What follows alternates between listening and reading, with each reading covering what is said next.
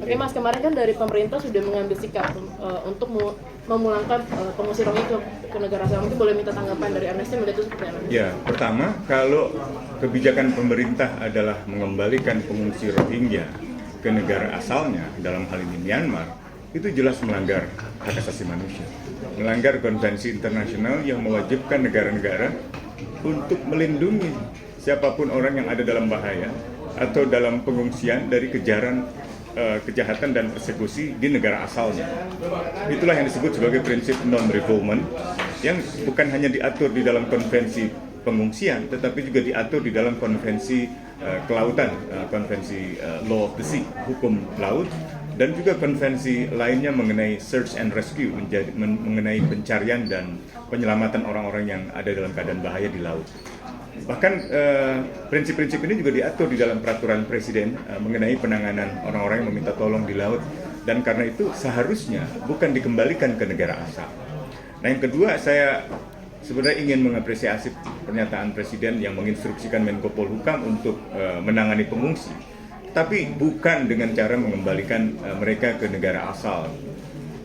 Karena itu jelas akan melanggar tata krama diplomatik, melanggar hukum internasional gitu.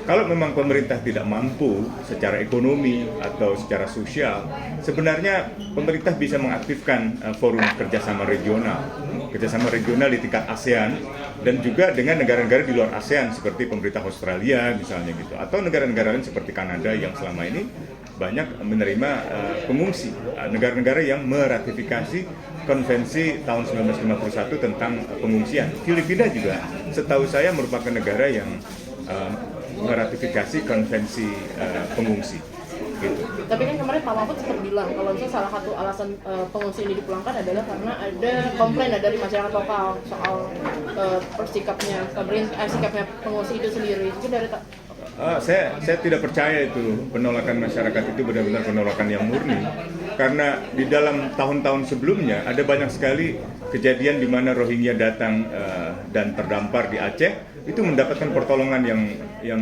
selalu datang dari masyarakat.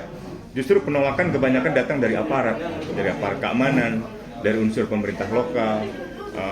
Bahkan penolakan juga pernah terjadi disampaikan melalui pemerintah pusat. Waktu itu Kepala Staf Presiden mengatakan kedatangan mereka itu melanggar kedaulatan. Kedatangan mereka itu menjadi beban ekonomi. Beban ekonomi kita sendiri aja belum bisa ditangani, masa menanggung beban ekonomi warga masyarakat lain. Jadi dulu dalam tahun-tahun sebelumnya penolakan itu lebih banyak dari negara, dari pemerintah pusat, dari pemerintah Aceh, dan dari aparat keamanan. Tidak pernah datang dari masyarakat di Aceh.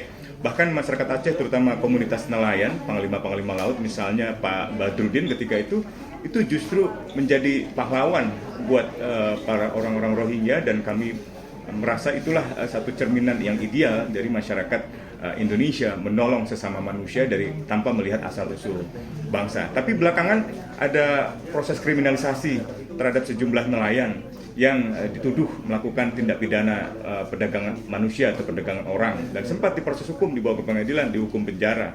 Juga ada pemanggilan atau usaha untuk mengkriminalisasi yang seperti menjadi tekanan, intimidasi kepada mereka yang ingin menolong Rohingya. Ini saya kira ini masalah yang sangat serius. Jadi pemerintah nggak bisa mendasarkan pada adanya tuntutan sekelompok orang. Kelompok orang itu siapa yang sekarang memobilisir penolakan itu? Mereka latar belakangnya apa? Mereka organisasi kemanusiaan bukan? Kenapa pemerintah tidak bicara dengan Kontras Aceh yang telah lama menangani kasus-kasus pengungsian itu? Azharul Husna, koordinatornya, itu sangat mengerti, sangat memahami tentang masalah di pengungsi Rohingya. Demikian pula Yayasan Getanyo di Aceh, mereka lah selama ini menangani itu.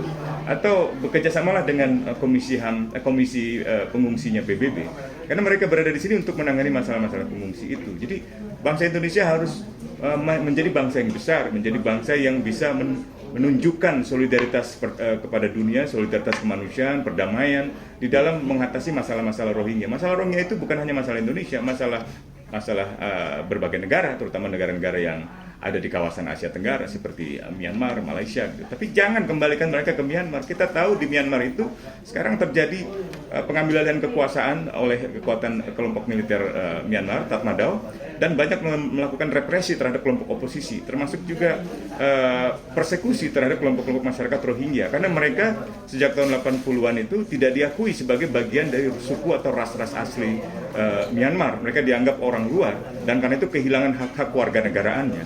Nah ini saya kira harus dimengerti oleh Indonesia, apalagi Indonesia menjadi ketua ASEAN. Apalagi Indonesia berkali-kali mengatakan kita ingin mendorong Myanmar menjadi semacam negara yang menghormati rule of law, menjadi pemerintahan yang konstitusional, artinya melindungi hak asasi manusia.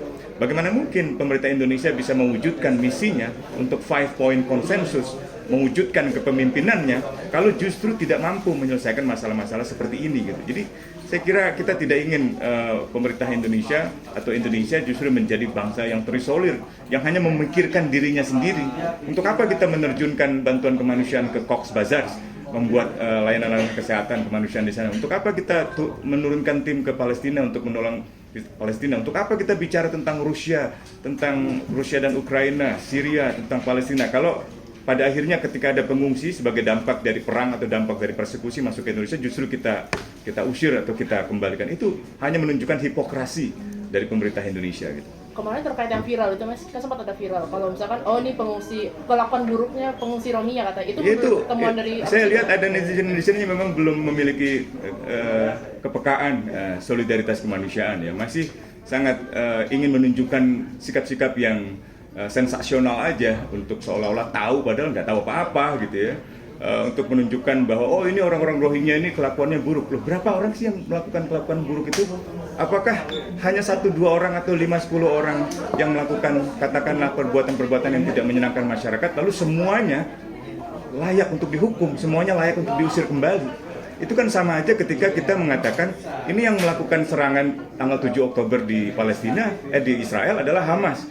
Lalu kita membenarkan Israel untuk melakukan hukuman kepada seluruh orang Palestina. Itu kan sama seperti itu gitu. Jadi saya kira saya minta kepada netizen-netizen yang menurut saya segelintir aja itu hanya mencari sensasi aja, termasuk mereka menyerang saya di media sosial, menyerang Amnesty International dengan kata-kata yang sama sekali tidak menunjukkan keadaban manusia, mengungkapkan kata-kata kotor, mengungkapkan kata-kata yang berbau pornografi, porno aksi, mengancam, membunuh, mengancam, culik, dan lain sebagainya. Itu saya kira itu bukan cerminan dari nilai-nilai luhur manusia, nilai-nilai luhur bangsa Indonesia. Jadi jangan ikuti masyarakat yang seperti itu, atau jangan ikuti kelompok seperti itu. Gitu. Pemerintah harus tegas sebagai bangsa yang punya nilai yang sudah dituangkan dalam konstitusi, berkomitmen untuk membangun perdamaian dunia, gitu ya, menjaga solidaritas kemanusiaan. Seharusnya bersolidar kepada masyarakat Rohingya atau masyarakat Palestina, Afghanistan dengan tanpa ada hipokrasi.